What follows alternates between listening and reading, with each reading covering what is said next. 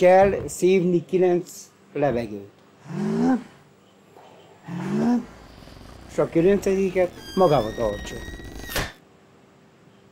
De ez hülyeségen kívül. Nekem édesanyám mindig azt mondta, hogy 9 kicsi kortyot kell inni. Ennyi. Csuklás, hát mindenki ezt a módszert ismeri, hogy hirtelen megijeszted. Oda mész, meglököd hátulról, rá kiáltasz.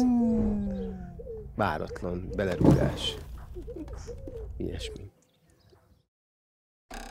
Azt meg valami filmben hallottam, hogy egy evőkanál cukrot kell 10 másodpercig a szádban tartanod, vagy ameddig elolvad. Valami ilyesmi.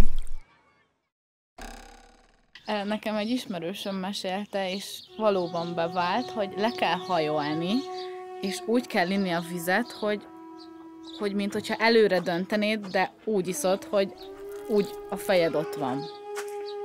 Bemutatom így.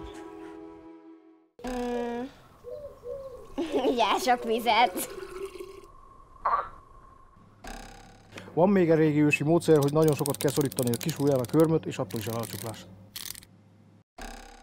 Ilyen helyet itt szokták így, hogy így masszírozni itt, amíg eláll a csuklás, van, akinek eláll, ha itt masszírozzák. Hogy mindig be kell csukni a szemedet, és akkor tehát mindig becsukod a szemedet, és nagyon koncentrálsz, és akkor mély lélegzetet veszed, és akkor azt mondod, hogy itt vagyok.